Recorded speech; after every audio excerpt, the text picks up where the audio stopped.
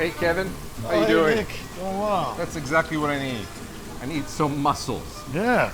What you got here for me? Sure. So we got some nice Mediterranean mussels.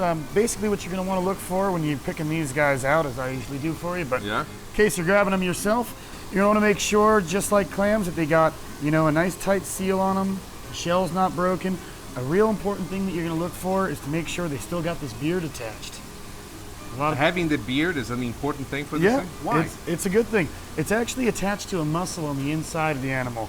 When people remove it, it's a pretty traumatic experience for it, and they'll start to die right afterwards. I understand that. So when you see them at a market and they've already removed them for you, They have really shocked, traumatized the muscle on the inside. Exactly. Something I never thought of. And that's why there'll usually be a gape kind of when they have the muscle removed. So we just want to make sure that the shell is intact.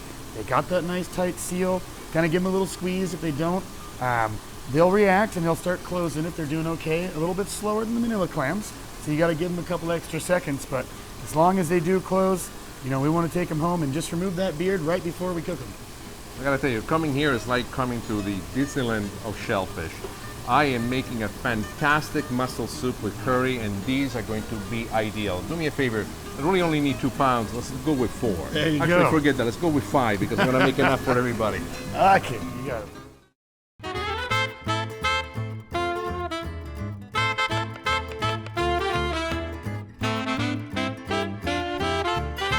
Spicy, just right.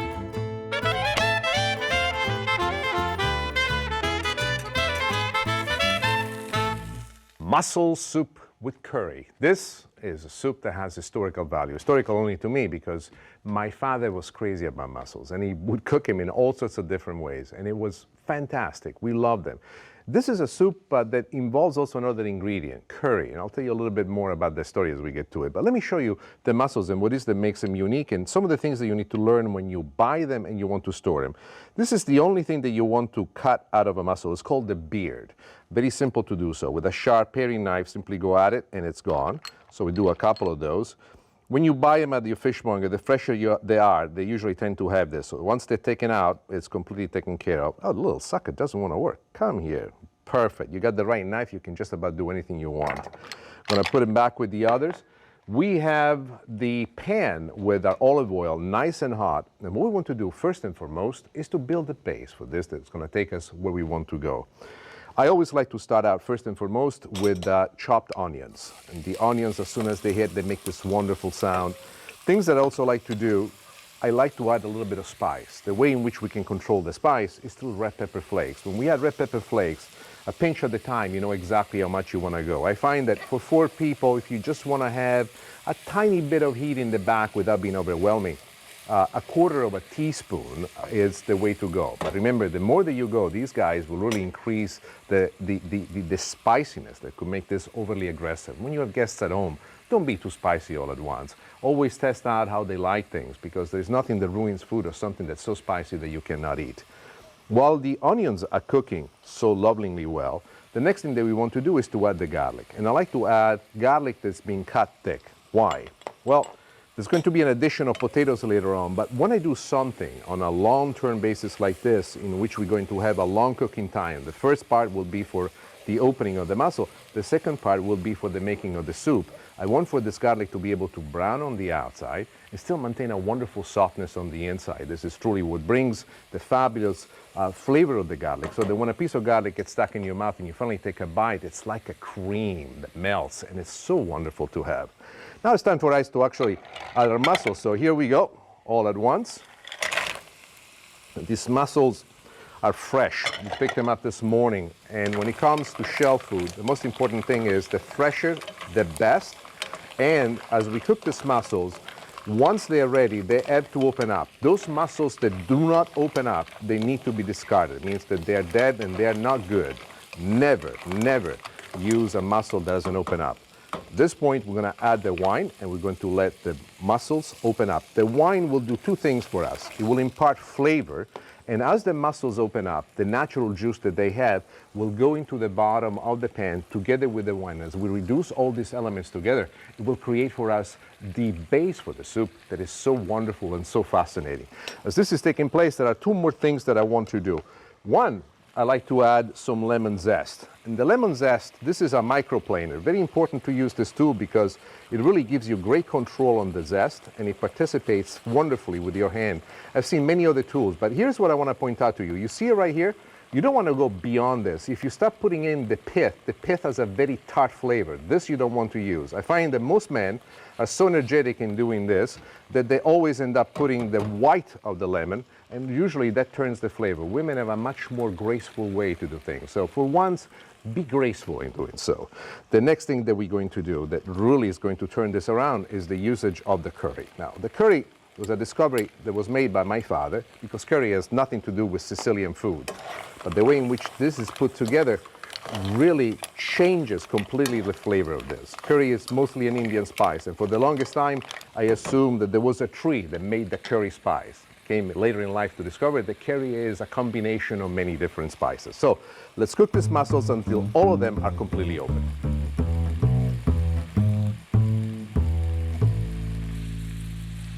The mussels have opened up. They've released the juice into the base of the sauce. Now we're going to take the mussels out of the pan. We're going to continue with the rest of the recipe.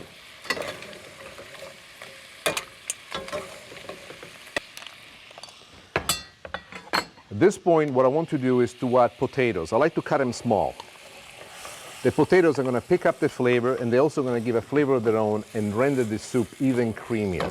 And then the most important part that we want to do is add clam juice,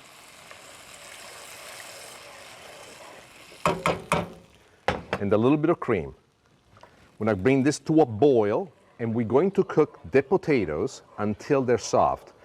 But we're going to cook them on a fairly agitated simmer. I like the word agitated simmer. Why? Because we want it to be so creamy that when you finally take a bite, they melt into your mouth. So let's bring this to a boil and let them cook until they're ready.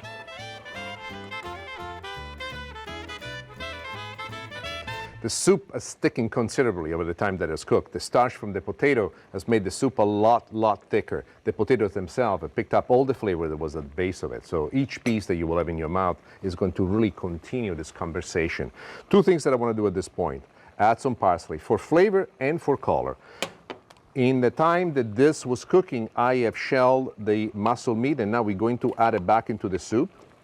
Exactly like this, and believe it or not, now we are ready to serve this. My father would be so proud. Come with me. The soup is basically ready, and I have to say a story about this soup. When my father discovered the spice curry, he used it for everything. If he could have used it to make bread, he would have. Actually, I don't know if he did. I remember once he attempted to put it on pizza. I remember that he had such a huge passion. Things that I like to do. This is not going to add any further flavor, but it's going to be a bit of wonderful decoration. And then right before I serve it, a little bit more parsley on top.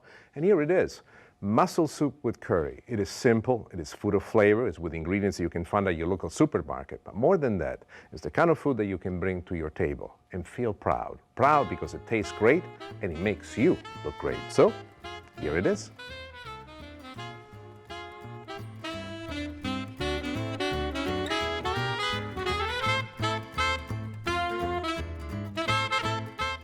Next, Nick shows us how to prepare linguine with red clam sauce.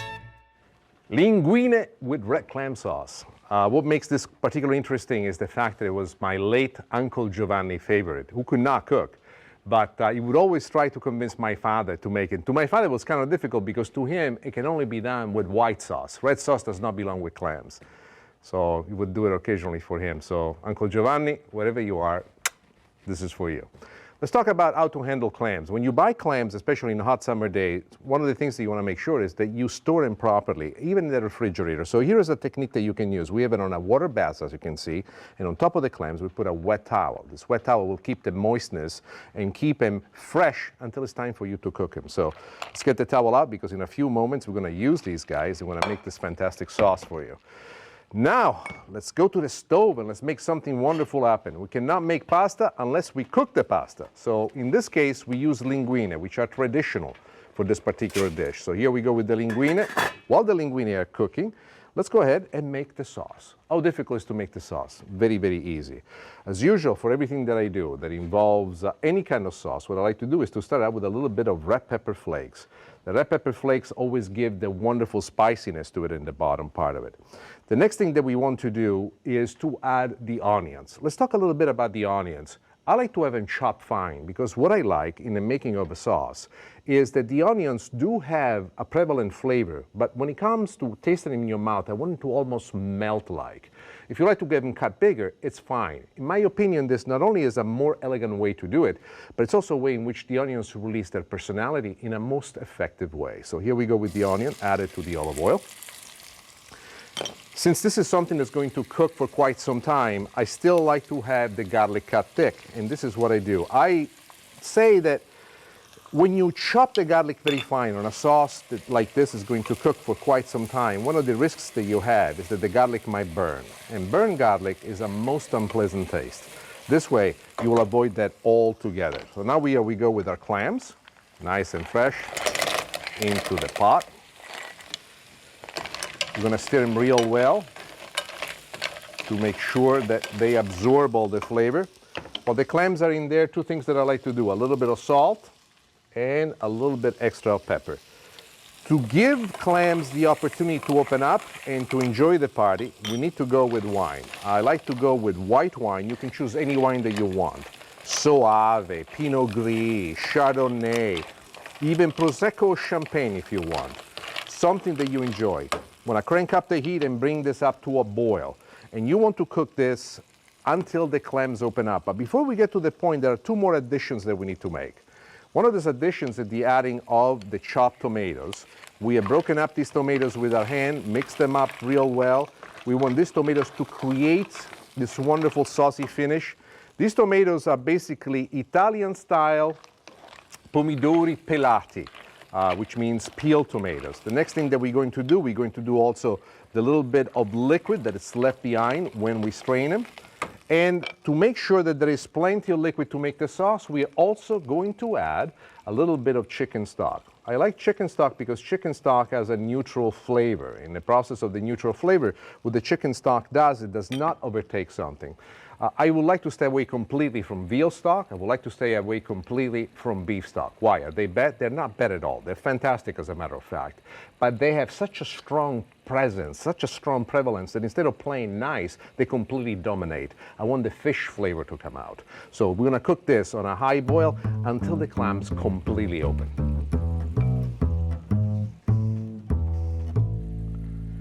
We're almost there. Two things that you need to know. I have cooked the pasta a little bit on the undercooked side because I want to finish the pasta cooking into the sauce, and I'll show you why, how to do it, and I'll tell you why. So here we go with the pasta into the sauce. Why is this so important? The sauce right now and the pasta need to become one. There is an enormous amount of liquid that we have into this particular pot, and what you will notice is that once the pasta finishes cooking, most of this liquid will be absorbed. Also, what I want you to know is that I use two particular techniques for making this, and sometimes I feel like doing it one way, sometimes I feel like doing it another way, and that is the addition of the tomatoes. The tomatoes, you can add them at the beginning of the recipe together with the onions, and in doing this you give a much stronger flavor because as they get rid of their own water and they saute together with the onions, they become much stronger in flavor. Otherwise, you can add it, as you've seen me do in this particular case, together with the clams in the reduction process after I've added the wine. The reason why I do it that way is in memory of my dad, who did not like to have the wine being poured on top of the tomatoes because he felt that the acidity would increase. Is it true? Is it not? I don't know. Sometimes I find myself in the kitchen, I do it one way. Sometimes I find myself in the kitchen, I do it the other way. Either way you do it, it's going to be fantastic. But the best thing to me is the understanding of what this particular sauce is doing. We want to cook this now in the pot until most of the sauce that you see will have been absorbed by the pasta. You will see the pasta finish cooking. It will be about 2 or 3 more minutes, and as it finishes cooking, it will completely be glazed with the sauce.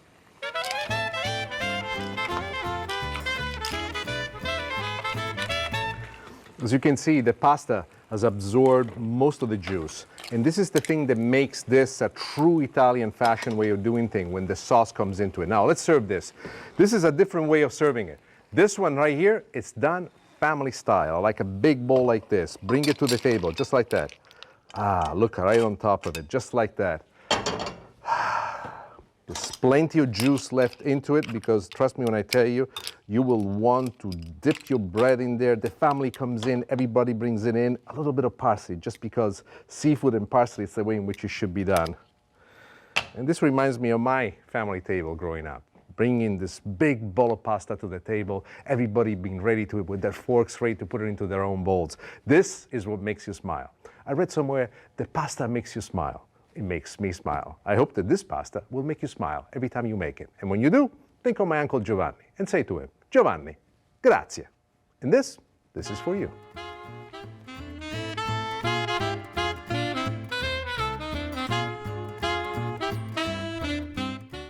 Next, Nick shows us how to prepare halibut over minted zucchini with garlic. Halibut over minted zucchini with garlic. One of the favorite in our home. My father used to grow zucchini in his garden and he would find a reason to put zucchini everywhere. But let me show you one important thing, how to handle the zucchini. This is a very easy way to square out a zucchini. I like the cut in this particular case to be a complete square. For this, you need to go through what I refer to as a sacrificing cut. Most people, once they get to this point, they want to figure out a way on how to do it. I'll simply say, look, here it goes, here it goes, here it goes, here it goes. These guys are gone. We are left with the square. What do you do here? Cut it and cut it. Now you have it, all three of them. You see them? Uno, due, tre, quattro. You can also count in Italian, by the way. I find that people find you cute when you have an accent. It worked for me. That's how I got my wife to talk to me. You shouldn't say that she liked me because I looked handsome, in spite of the fact that in my own head, I'm amazing. She said I have a cute accent. So try this at home. Uno, due, tre, quattro, cinque, and we are done. As you can see, the perfect square. This is a tool that I love. It's a pastry cutter, but I call it a picker-upper. Sometimes I say by my wife, Nancy, bring me the picker-upper. She looks at me and she laughs every time I say that. Let me clean this up. Let me show you this again to you on this other piece because I want to make sure that you own the technique. So we have a perfect round. So the way in which I look at it to make it easy for us, I like to cut it on one side. I like to cut it on the other side, cut it on this side again, cut it on this side again. These guys will use it for something else. We'll make a soup with it maybe. This is what I want to have done. Uno e due. Once you lay them down, don't get too fancy. Some people like to stack them up one on top of the other. The important part about something like this is to keep all the fingers that you have. So you go uno, due, tre, quattro, cinque. Then you put them on the side and then you cut them accordingly. Now, when it gets to this point that you're very close to your knuckle, decide how much do you like the tip of your fingers. Me, I have a love affair with the tip of my fingers. So when I get to this point, use your knuckles as a way to put the knife away from you. Your knuckle become your safety. And this way, you got everything that you want. The oil on the pan is super, super hot. So we're going to add the zucchini. What we want to achieve is to make sure that these zucchini will brown. And then I'll walk you through the rest of the recipe. Here, take a look at this. Another thing that you can do is, if you want to, but this makes the recipe a little more saltier, is to actually put quite a bit of salt in the zucchini and then put them over a colander with a weight on top of it. What will that do for you? Primarily what this does for you, it presents this penetration of flavor into the zucchini all the way through, and it expurgates a great deal of the water that the zucchini have. It'll make it quicker for you to cook this recipe, and you will not need to add any additional salt on top of the zucchini. I also find that doing it in that way does not make them as brown as I want to. So the super hot heat will give us exactly what we want. How long do you want to cook them like this? You want to cook them on this heat, stirring about, making sure that they don't burn, because this is the one thing. You want to brown them, but you don't want to burn them, for about 4 minutes. So let's let them cook until they get exactly the consistency that we want.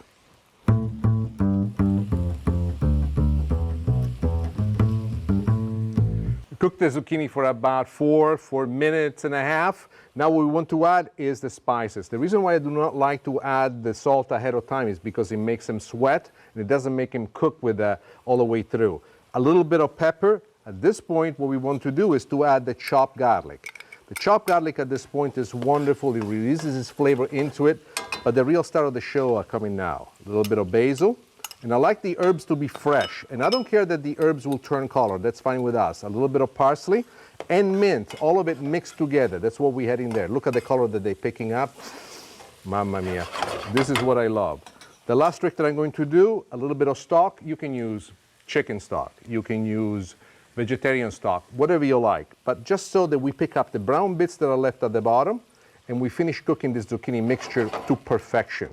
And at the end, I will show you exactly what else to do. If you want to make this even spicier than what it is already with the pepper that I added, red pepper flakes would be a great addition. Now, on the side, I have a piece of garlic that I have smashed.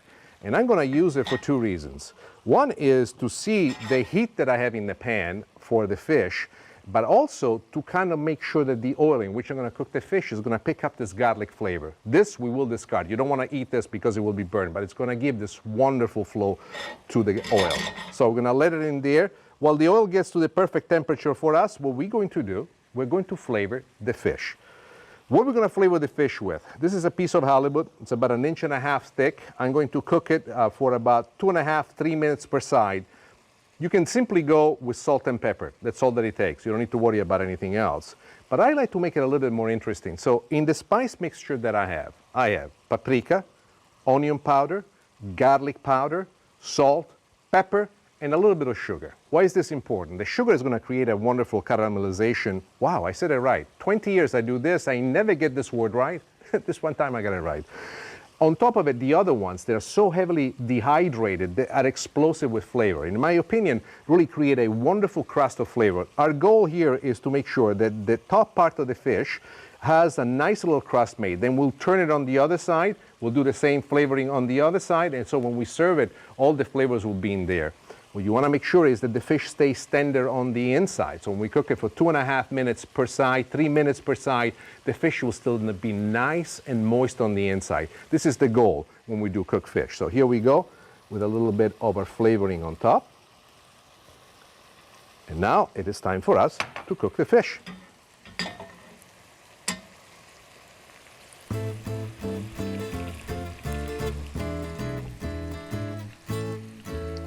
At this point, we turn the fish.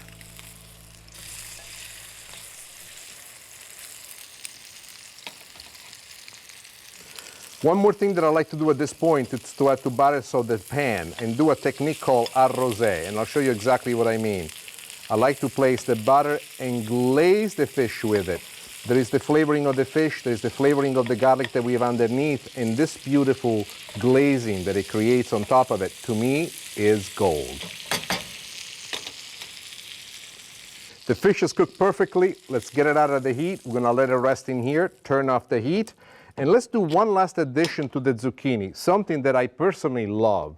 And this combination is great. We add a little bit of lemon zest onto it. This lemon zest is gonna bring out a fabulous flavor.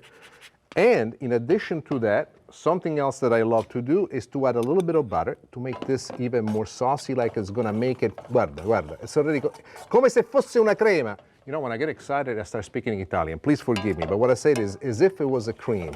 This butter is going to be the perfect sauce that we want. The zucchini are so tender, they are so creamy. Let's plate this. This is a masterpiece. It needs to be plated in the most impressive way. This is the dish that I like to use, nice and wide with a wonderful surface. And now we're going to add the zucchini, first and foremost, at the bottom. This is what I like to do. Create a nice base for the fish, almost as if it's a stage, a palcoscenico, like we say in Italian. And then, right on top of it, we place our fish, just like that.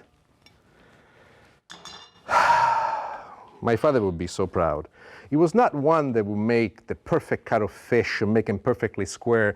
And in spite of the fact that he did not have the sense of aesthetic that I do have when it comes to food, his food always tasted better than mine. But this is an homage to Vincenzo, with all these little ingredients that it will make for us as the family. When I look at this, I say, Papa, ti ringrazio. And this is for you.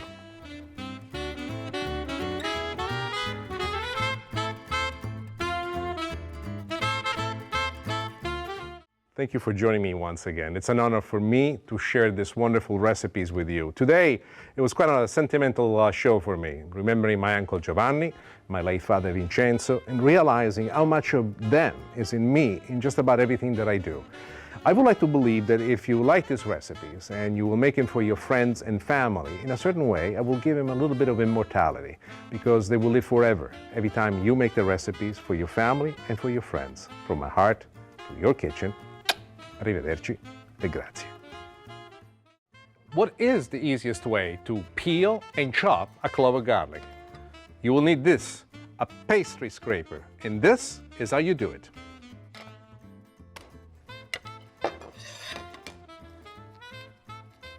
Peeled,